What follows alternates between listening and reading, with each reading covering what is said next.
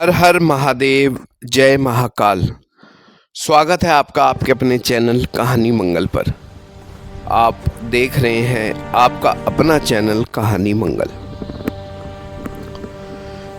रात जब अपनी आखिरी सांसें छोड़ने लगती है और अंधेरा हर आवाज को निगल जाता है, जब हवा अचानक ठंडी नहीं बल्कि भारी लगने लगती है और जब आपकी परछाई जमीन पर आपके साथ नहीं बल्कि आपसे थोड़ा आगे चलने लगे, तो समझ लीजिए आप किसी आम कहानी की दहलीज पर नहीं बल्कि कहानी मंगल की उस दुनिया में कदम रख चुके हैं जहां हर सच अधूरा मरा जा होता है और हर झूठ जिंदा दफन।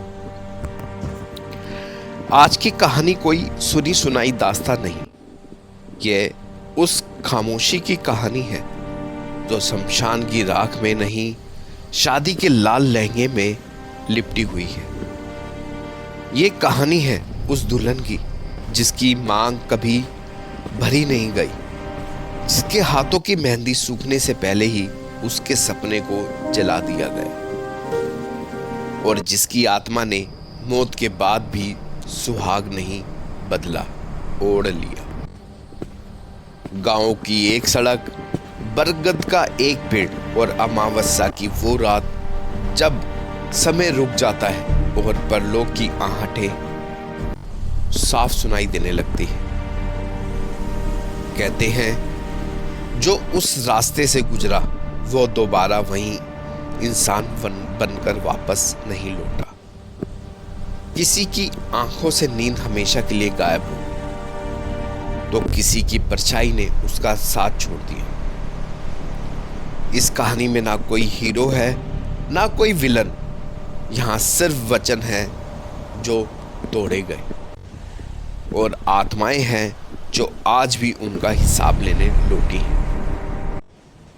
तो अगर आप इस वक्त अकेले हैं, अगर आपके आसपास सन्नाटा कुछ ज्यादा ही बोल रहा है और अगर आपने अभी भी अपनी पीठ के पीछे किसी के होने का एहसास किया है, तो सावधान हो जाइए, क्योंकि आज की कहानी मंगल में हम खोलने जा रहे हैं उस दुल्हन की अधूरी अर्थी जिसकी सिसकियां आज भी अमावस्या की रात में गूंजती है। काले साए की दुल्हन कहानी शुरू होने वाली है और यकीन मानिए ये सिर्फ कहानी नहीं रहेगी, ये एहसास बनेगी जो खत्म होने के बाद भी आपका पीछा नहीं छोड़ेगी। गांव के बाहर जो पुरानी सड़क शमशान की ओर जाती थी, वहीं एक बरगद के नीचे हर अमावस्या की रात कुछ ऐसा घटता जिसकी चर्चा लोग दिन में कभी भी नहीं करते और अगर किसी के साथ उनको चर्चा करनी होती तो बिल्कुल कानों में, ताकि किसी और तक उसकी आवाज ना पहुंचे। कहते थे रात के ठीक 12 बजे वहां से दुल्हन गुजरती है, ना घुंघरू की आवाज, ना पायल की चमक, बस घुटन भरी खामोशी और जमीन पर सरकता एक काला साया। जिसने उसे देखा उसने या तो सच छुपा लिया या फिर अगली अमावस्या तक जिंदा नहीं था। पहली बार ये बात शहर के से आए पत्रकार अभय ने सुनी। वो हंस पड़ा, उसे लगा गांव का डर अंधविश्वास का साया। लेकिन जब उसने देखा कि हर शादी की तारीख तय होने से पहले गांव के पंडित उसी बरगद की ओर सिर झुकाकर कुछ मंत्र पढ़ते, तो उसके भीतर की जिज्ञासा जाग उठी। अबे ने ठान लिया इस कहानी की तह तक जाएगा। गांव की सबसे पुरानी हवेली में रहने वाली बूढ़ी औरत धनिया दादी ने अभय को रोकने की कोशिश की। उसकी आंखों में डर ऐसा था जैसे उसने मौत को बहुत करीब से देखा। दादी बोली, बेटा वो दुल्हन किसी एक की नहीं है, वो हर उस वचन की मांग करती है जो उससे छीना गया। अभय ने पूछा, किसका वचन? दादी ने जवाब दिया, बस अपने काले दुपट्टे से मुंह ढक लिया। उसी रात अभय ने कैमरा, रिकॉर्डर और टॉर्च लेकर बरगद की ओर कदम बढ़ाया। चांद बादलों में छिपा था, हवा में जलन थी, जैसे जली हुई मेहंदी और पुराने इत्र की मिली जुली गंध हो। घड़ी ने 12 बजाए और तभी सड़क के उस सिरे से कुछ सरकता हुआ साया आया। उसने देखा कि ये काला साया, फिर लाल लहंगे की धुंधली झलकती और फिर आखिरी में चेहरे पर घूंघट जो हवा में नहीं हिलता था। वो दुल्हन चल नहीं रही थी, जमीन से उसे अपने भीतर खींचते हुए आगे बढ़ रही थी। अभय ने कैमरा उठाया। स्क्रीन पर सब दिख रहा था, लेकिन रिकॉर्ड बटन दबाते ही कैमरा बंद। उसी पल दुल्हन ने गर्दन घुमाई। घूंघट के भीतर से 2 सफेद आंखें चमकी, खाली, गहराई से भरी। मेरी शादी अधूरी है, आवाज आई सीधे अभय के दिमाग में। अभय भागा, पीछे मुड़कर नहीं देखा। लेकिन अगले दिन गांव में खबर फैल गई। बरगद के नीचे एक नई चीज मिली, टूटा हुआ कैमरा और उसके लेंस पर उंगलियों के निशान मेहंदी से रंगे। अभय जिंदा था, लेकिन बदल चुका था। उसकी नींद उड़ गई थी। हर रात उसे वही दुल्हन दिखती, कभी आईने में, कभी परछाई में। उसने दादी को फिर ढूंढा। इस बार दादी ने सच बताया।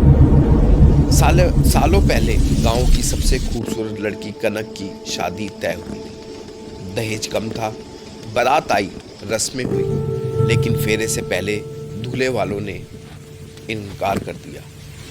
रातों रात कनक को हवेली में कैद कर दिया गया। अगले दिन कहा गया लड़की भाग गई, पर यह सच नहीं था।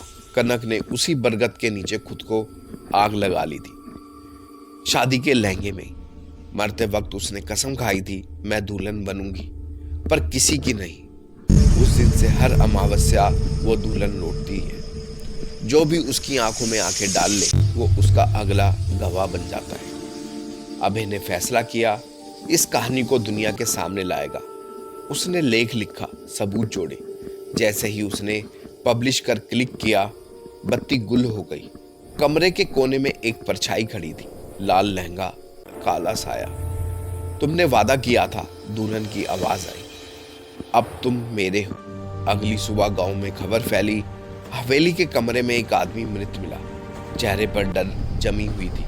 दीवार पर मेहंदी से लिखा था, मेरी कहानी अधूरी मत छोड़ना। आज भी बरगद खड़ा है, आज भी अमावस्या आती है, और अगर किसी रात आपकी परछाई आपसे पहले चलने लगे तो समझ लेना काले साए की दुल्हन आपको देख चुकी है।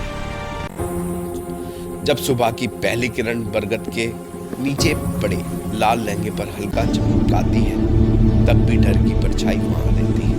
वह दुल्हन जिसकी कहानी अधूरी रह गई थी, अब सिर्फ कहानियों में नहीं, हमारे कोनों में भी जीती है। अभय की तरह आप भी सोच सकते हैं कि कहानी खत्म हो गई है, पर असलियत यह है कि काले साए की दुल्हन कभी मरती नहीं।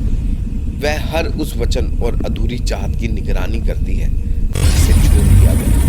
हर बार जब आप अकेले होते हैं, जब अंधेरा घना होता है और हवा में सिसकियां मिलती हैं, याद रखिए कहीं आपके पीछे भी वह नहीं खड़ी। ये कहानी आपको सिर्फ डराने के लिए नहीं है। यह आपको चेतावनी देती है कि हर अधूरी बात, हर अधूरा वचन कभी ना कभी आपसे हिसाब मांगता है।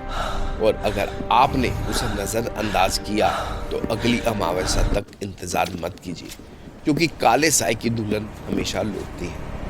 आपने इस कहानी में कदम रखा, अब वह आपके पीछे चल रही है। और याद रखिए, वह केवल दिखती नहीं, वह लौटकर सब कुछ लेने आती है। कहानी मंगल के इस सफर में डर खत्म नहीं होता, वह बस आपको अपना साथी बना लेता है। तो कहानी पसंद आई हो जरूर लाइक करें, चैनल को सब्सक्राइब जरूर करें। आप भी हमसे अपनी जो, अगर आपके साथ कुछ ऐसा घटित हुआ है, वो हमारे साथ आप शेयर कर सकते हैं।